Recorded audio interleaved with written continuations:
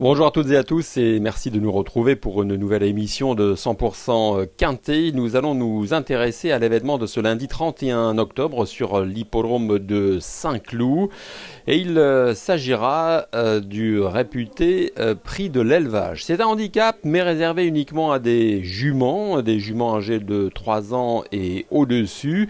Il y aura 2500 mètres à couvrir. Il s'agira de la troisième épreuve du programme clodoaldien, disputée à 13h50. Elles seront 16 au départ et vous aurez la possibilité évidemment de suivre comme d'habitude et en direct sur le live de pariturf.com cette course ainsi que toutes les courses en vidéo premium. Et nous allons tout de suite rentrer dans le vif du sujet et regarder le tableau des partantes.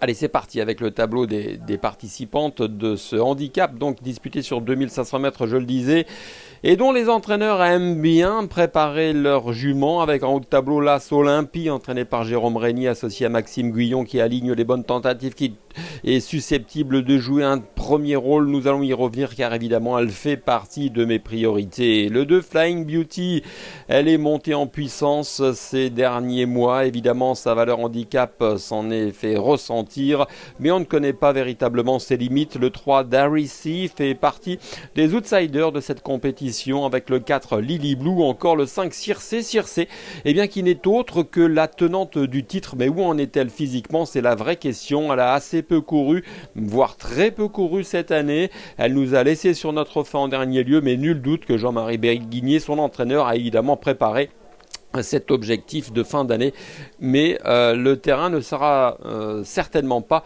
à sa convenance.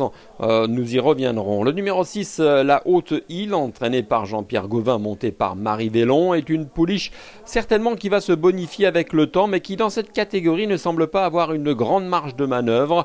Elle aurait préféré également, à l'image de Circe, le numéro 5, à un terrain plus souple. Ce ne sera pas le cas. Le 7, Full Flow, a sa chance. Le 8, Haute Volée aussi.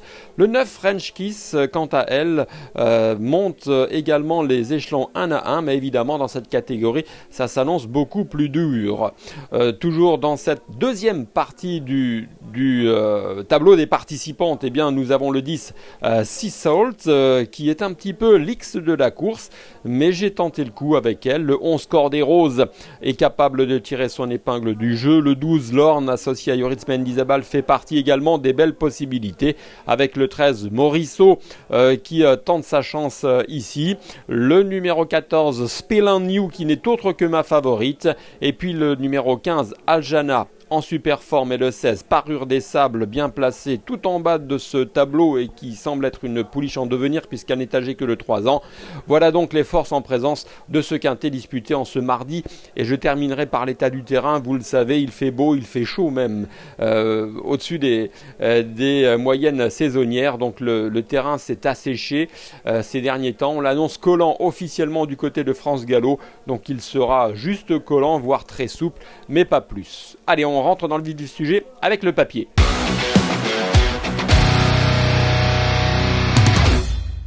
Et le papier tout de suite donc de ce quintet avec, je le disais, ma favorite. Il s'agit du 14 Spell on You. On va regarder une course de référence la concernant, et une course de référence datant du 6 octobre dernier sur l'hippodrome de Saint-Cloud, alors qu'elle participait à son premier événement. Cette élève d'André Fabre, associée à Stéphane Pasquier sous la casaque de la famille Niarcos, avait terminé deuxième. Vite aux avant-postes, elle avait relayé Caramelito à mi-ligne droite. On a cru qu'elle allait pouvoir s'imposer, mais c'était sans compter évidemment sur le rush d'Angto qui viendra la dominer. Néanmoins, les enseignements à tirer, c'est que c'est une pouliche qui, à cette valeur, est susceptible de gagner un gros handicap. L'allongement de la distance ne va pas la déranger, ni l'état du terrain. Elle se retrouve donc en bas de tableau, associée à Stéphane Pasquier. Donc tous les feux sont au vert.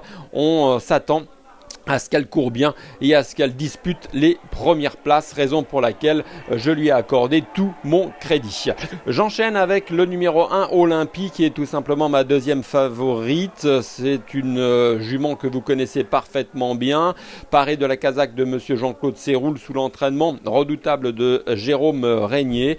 Une Olympie qui portera du poids et qui rendra du poids à tous tous ses adversaires, mais qui est capable de bien faire. Une course de ref, c'était celle du 5 juin sur l'hippodrome de Chantilly, le grand handicap de Chantilly, donc des allocations alléchantes, 70 000 euros, donc du beau monde au départ. Et ce jour-là, après avoir attendu à l'arrière, elle a fait un très bel effort à mi-ligne droite, venant progressivement au contact du groupe de tête pour le poursuivre jusqu'au bout, terminant troisième de Santazu et d'Utamaro. Donc une performance qui confirmait tout simplement sa classe. Évidemment, sa marge de manœuvre est réduite, très réduite, mais sa classe ne fait aucun doute, associée à Maxime Guyon, qui est évidemment cravache d'or en titre, car la dernière journée se disputera en ce mardi 31 octobre et il est déjà déclaré comme le vainqueur du tournoi du côté des jockeys. Donc cette Olympique qui porte l'As a une première chance, vous l'aurez compris. J'enchaîne avec le numéro 7, Full Flow entraîné par Eric Libaud. Elle a couru le 6 juin dernier sur l'hippodrome de Saint-Cloud dans le prix du Haras de Jardy, où elle avait terminé troisième d'un quintet enlevé par Sam. Combermer terminé à la deuxième place. Et ce jour-là, Full Flow, en embuscade des animateurs, avait lutté jusqu'au bout, démontrant sa ténacité. C'est une jument qui a ensuite gagné son handicap à Deauville. Sa valeur handicap a été remontée de 2,5 kg. En 35,5, elle a encore son mot à dire, raison pour laquelle je lui accorderai ma confiance, d'autant qu'elle apprécie ce tracé assez coulant de l'hippodrome de Saint-Cloud. J'enchaîne avec mon quatrième favori. Elle s'appelle Haute Volée, elle porte le numéro 8. Elle est en plein progrès, regardez sa musique, première et puis dernièrement troisième d'un quintet. C'était le 1er octobre, le week-end de l'Arc de Triomphe sur l'hippodrome de Paris-Longchamp, et ce jour-là, eh bien, Haute Volée s'était retrouvée assez vite en embuscade, avait d'ailleurs fait un instant illusion pour la victoire, luttant dans la phase finale, mais finalement Utamaro, que l'on avait retrouvé précédemment dans une course de référence, s'imposer devant Olympie, qui était également une ligne croisée, qui terminait deuxième. Donc Haute Volée démontrait sa compétitivité à ce niveau. Distance, état du terrain rentre dans ses cordes, donc beaucoup d'atouts là concernant. Et je terminerai avec donc mon cinquième favori, qui est un petit peu l'X de la course, je le disais, puisque le numéro 10, Sea Salt, a très peu d'expérience, mais a dévoilé un certain potentiel. Elle est également entraîné dans le sud-est par Jérôme Régnier. Sea Salt sera associée à Tony Picon.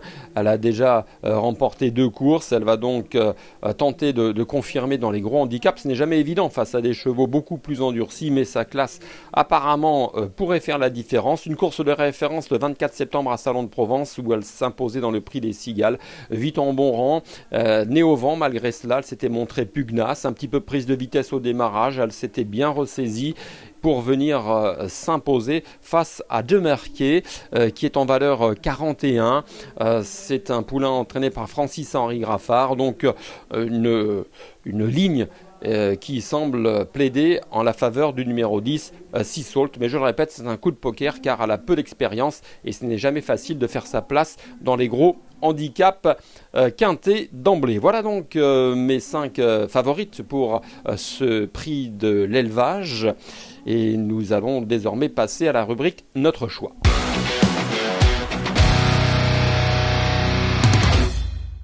Allez, notre choix avec, donc je le répète, le numéro 14, Spell on You, qui est ma favorite, bien placée en bas de tableau. L'As Olympie, à qui on ne peut rien reprocher.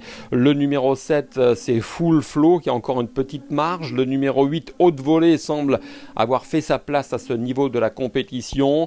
On tente un petit coup de poker, je le disais, avec le 10, Sea Salt. Et puis on pourrait également retenir dans une course qui s'annonce évidemment ouverte, le 2, Flying Beauty, le 12, Lorne, ou encore le numéro 15, Al-Jana. Nous allons nous quitter avec notre rubrique conseil de jeu, où je vous invite donc à miser toujours en réunion 1 sur les plantes de Saint-Cloud sur le 810 Imperial Beauty, qui me semble bien engagé, qui a encore une petite marge de manœuvre à ce niveau de la compétition. Donc méfiance, d'autant que l'entraînement est en forme. Voilà, vous savez tout concernant cette réunion de mardi 31 octobre. Merci de votre attention et de votre fidélité à notre émission 100% Quintet Plus et je vous donne rendez-vous très bientôt pour un nouveau numéro. Bye bye.